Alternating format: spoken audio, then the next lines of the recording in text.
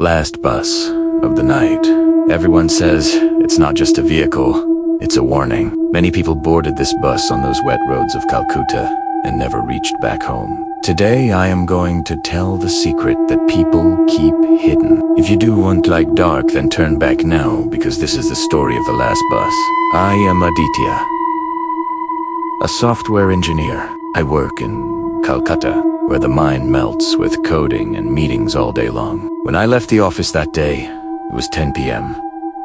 Sleep was heavy in the eyes, as if someone has placed a burden. It was raining outside, those thick drops that turn Park Street into mud. My last bus was about to leave, which crosses the Howrah Bridge. I ran, my shoes slipping in the mud. At the last moment, he grabbed the door of the bus and jumped inside. The driver drove the bus forward without looking. The conductor checked the ticket, and the bus started. Completely empty inside, just the driver and conductor.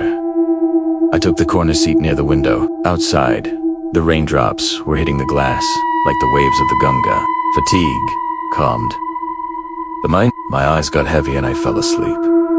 After getting rest, sleep became deep. But after a while, when the eye opened, the bus was no longer empty. The whole bus was full of people, but there was an awkward silence. No phone, no action. Everyone was looking straight ahead as if they were alive, but lost somewhere inside. My heart beat faster. I thought the confusion was due to fatigue. Eyes closed. I told myself everything will be fine. After some time, there was a shock from the bus. Maybe I fell asleep under Vidya Sagar Setu. I looked around. Just empty again. All that crowd disappeared. What is happening? There was no stop. Where did those people go? Anxiety started to grow. Then there was a strong smell of beedi. An old man was sitting on the seat next to me. His face has deep wrinkles and sunken eyes.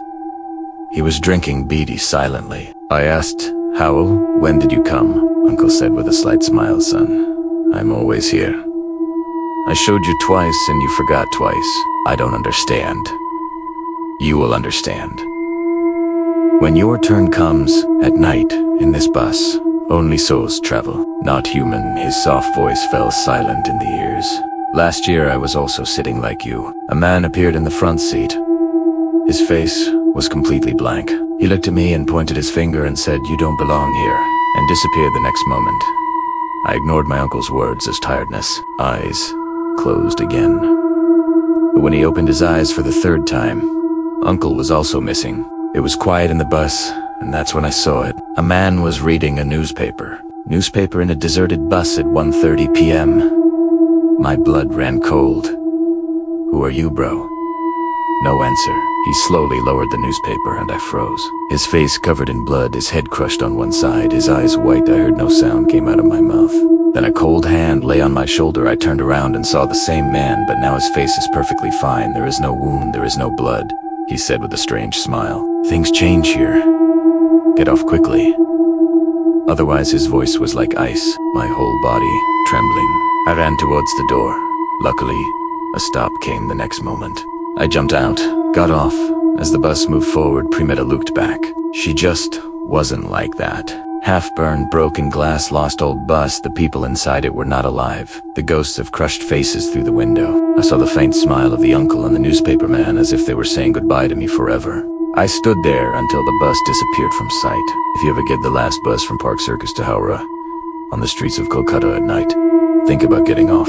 Friends, tell us how you liked the video by commenting, and from which city you are watching. Our video must tell that too. So see you in the next episode with another horror story.